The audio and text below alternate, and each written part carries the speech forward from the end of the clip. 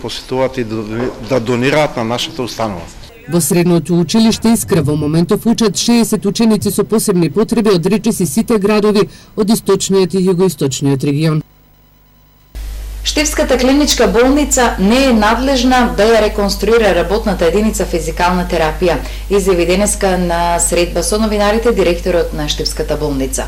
Неможноста за реконструкција е владината одлука од 2014 година со која овој објект е даден во владение на ресорното министерство и на Штипскиот универзитет Гоце Делчев.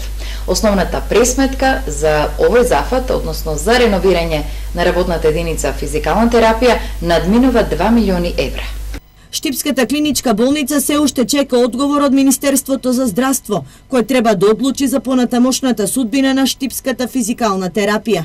Со владина одлука во 2014-та, овој објект е даден во владение на ресорното министерство и Штипскиот универзитет, со што се ускратува можноста болницата да врши реконструктивни зафати, изјави денеска директорот на најголемиот здравствен центар во источниот регион. Слописо барам кој ќе го тоа реновира или реконструира или да ни се врати у владение. Јас денеска ново писмо ќе барам, ја телефонски се слушна со министерот, ново барање да ни одобрат или да одлучат дали они ќе реновират, дали су да ќе контактират или ќе ни го вратат нас у владение. Одлуката ќе си биде нивна. Ja, на тоа не можем да делуваме, меѓутоа мора да има некој решение за тоа. Ние фактички не можеме ништо да реновираме таму бидејќи не е у наше владение. За целосна реконструкција на едно од најфреквентните оделенија каде што дневно се лечат и прегледуваат над 160 пациенти, потребни се околу 2 милиони евра. Тоа е са многу пари, меѓутоа барем делумно може да се реконструира. Онаму каде што е ударно, само ние што лежат, имаме ние помал број на пациенти, меѓутоа ние што доаѓаат на прва смена за терапија, таму е ударно. Покрај скршените прозорци, мувлата и напукнатите ѕидови, ово оделение се соочува и со недостаток од кадар.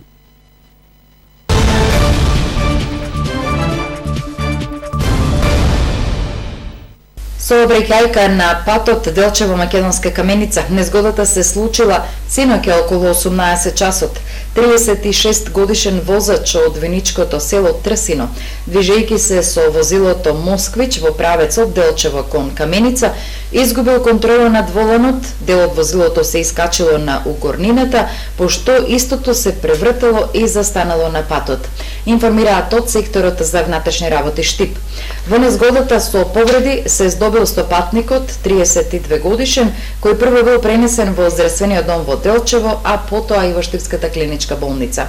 Полицијата извршила увид, се работи на утврдување на причините за незгодата. Според првичните информации, причината се одрони на патот. Магистралата Делчево-Каменица е црна точка во сообраќајот во источниот регион. Во сообраќајна несреќа во октомври минатата година загина семејство од Делчево. Неодамна градежното предпријатие Гранит започна со санација на одроните на патот Кочани Делчево со поставување на мрежи за превенирање на критични локации на оваа делница. А денес патниот правец Кочани Македонска Каменица беше во прекин. Иако информацијата укажуваше дека овој патен правец е затворен поради свлечиште, од јавното предпријатие Македонија пат децидни свлечиште нема, а патниот правец бил затворен поради градежни работи кои ги изведува предпријатието Гранит. Инаку овој патен правец на сообраќајните мапи е детектиран како црна точка, па затоа се апелира до возачите внимателно да возат.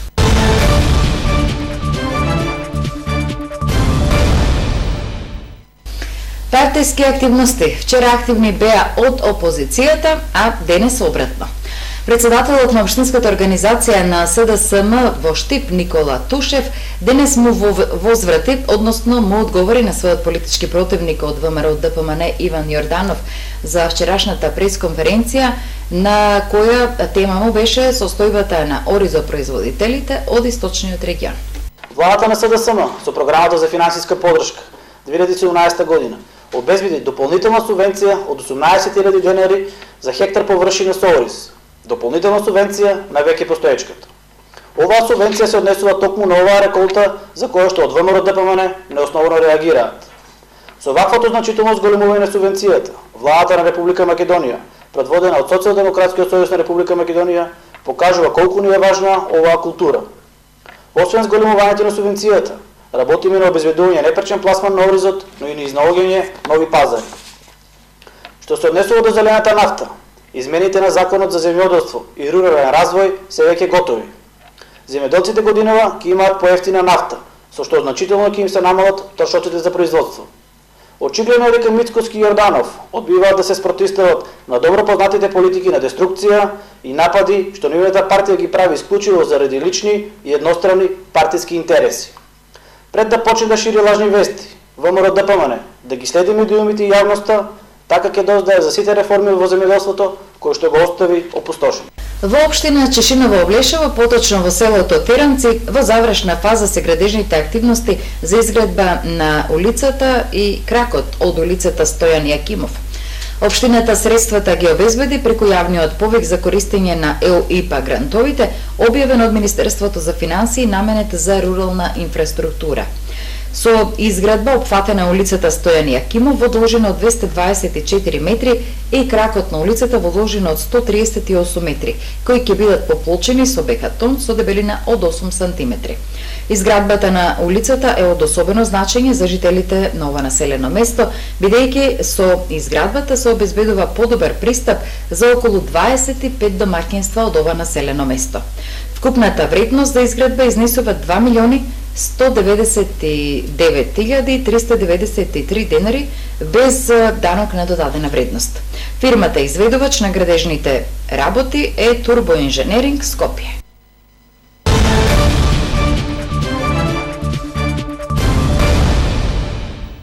Ке се градели брана на Козијачка река. Министерството за земјоделство без конкретен одговор по ова прашање. Од општината Карвенци велат, браната е потребна и нема да отстапиме од намерата за да го реализираме овој проект. Општина Карбинци не отстапува од потребата и реализацијата на проектот за изградба на браната Баргала на Козијачка река. Градоначалникот на општината Јордан Насев вели дека конечниот збор го има Министерството за земјоделство, но реализацијата на овој проект ќе зависи од договорот меѓу општините Штип и Карбинци, бидејќи бенефит од оваа работа ќе имаат и штипјани. Со изградбата на брана Баргала ќе добиеме повеќе кратен бенефит. Еден од бенефитите, значи најголемиот дел од водата, некаде близу 8 милиони кубни метра, би се искористувал за наводнување на земјоделските површини на територијата на општина Карвинци и дел на територија на општина Штип. Со самото нејзина изградба би се регулирал и би се контролирал протокот на водите низ Козијачка река, со што би се стабилизирал, да кажеме, целиот овој потек од поплави и од несакани атмосферски влијанија и врнежи. Дополнителни количини од браната Баргала, согласно техничката документација, би се обезбедиле и за водоснабдување на одредени населени места на територијата на општина Карвинци со можност за водоснабдување и на град Штип. Ние обстануваме и обстојуваме и ќе бараме од Министерството овој проект да биде реализиран согласно можностите на централниот буџет. Изградбата на браната Баргала е само најавен проект со кој на подобро се надеваа земјоделците во Карбинско. Со незината изградба во старт, инвестиција вредна 10 милиони евра, требаше да се регулираат водите, а зголемат површините за наводнување. Сега ќе се чека на одлуката на Министерството и дали ќе има средства да се изгради. За сите други брани конкретно ќе информираме на поединечни средби, секако дека и за Штип и за целиот регион ние предвидуваме и низ за други на проекти на поврзување на системи, рехабилитација на постоечките, обнова на старите во целосна комуникација со сите гранчалници од регионот и го разбирам потребата за сите овие проекти. Општина Штип од Министерството за земјоделство ќе добие 10 милиони денари за обнова на техничката документација за изградба на брана на реката Отиња. Во меѓувреме се прави ревизија на проектот за изградба на браната Речани во Кочани, а според најавите ќе продолжи реализацијата. Околу 10 милиони евра се планирани за реконструкција на системите за водоснабдување на земјоделските површини во целата држава, од кои дел ќе бидат наменети за системите во источниот регион, најави министерот за земјоделство при неодамнешната посета во Штип.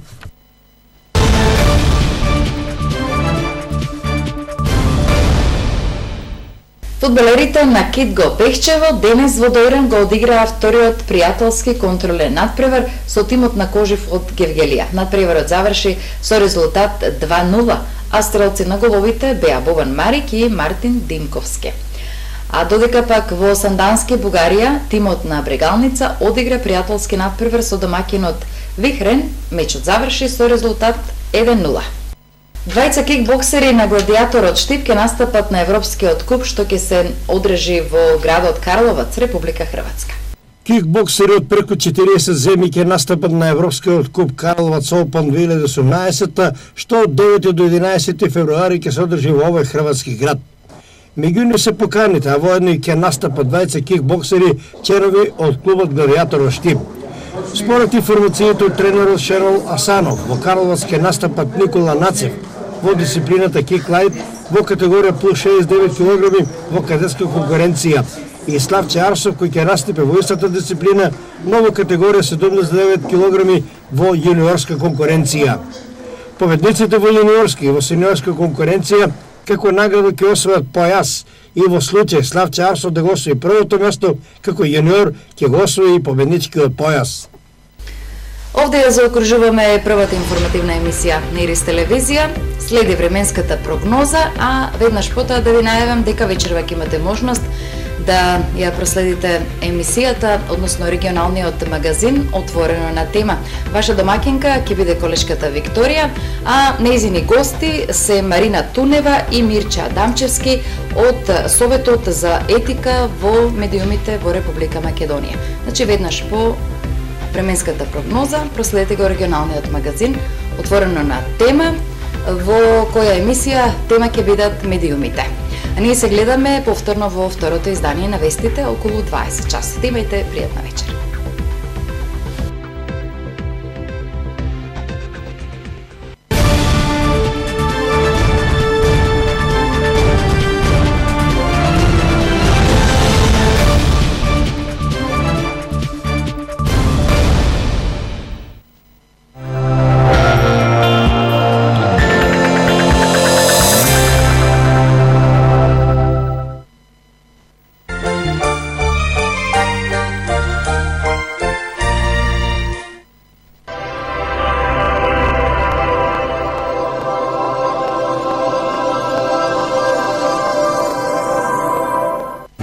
Пристигна најновата колекција на Бергала есен-зима 2017-2018. Бидете во тренд. Изберете го најдоброто од богатиот асортиман на акционерското друштво Бергала.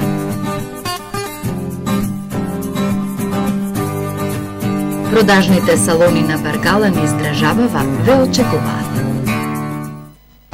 Дрводекор Карарман, од идеја до финален производ, врвна технологија и стручен кадар, формула за врвен квалитет, производство и продажба на мебел по најнови модни трендови и мебел од масивно дрво, теписи и теписони од домашно и странско производство, дизајнот и комплетното уредување на домот припуштете го на професионалниот тим и врвните мајстори во дрводекор, совршена равнотежа помеѓу формата, дизајнот, амбиентот и секојдневната практичност. Дрводекор, традиција и квалитет. Урбано, а традиционално. Вкусете ги најдобрите специјалитети во најгурманската улица во Штип. Усо како, ресторан со извонредна храна, што ќе го зачини вашето доживување, без разлика дали се работи за бизнис ручек, дружење со пријателите или пак романтична вечера. Во преубавата атмосфера, секој љубовен состанок се претвори во бескрајно задоволство, а секој деловен ручек има позитивна и конструктивна атмосфера. Усо како, на позната локација со долгогодишна традиција во Штипски сопак. И после 20 години се уште со вас. Се уште најефтини и најснабдени. Во Штип на 2 локации, центар и во населбата 8 ноември.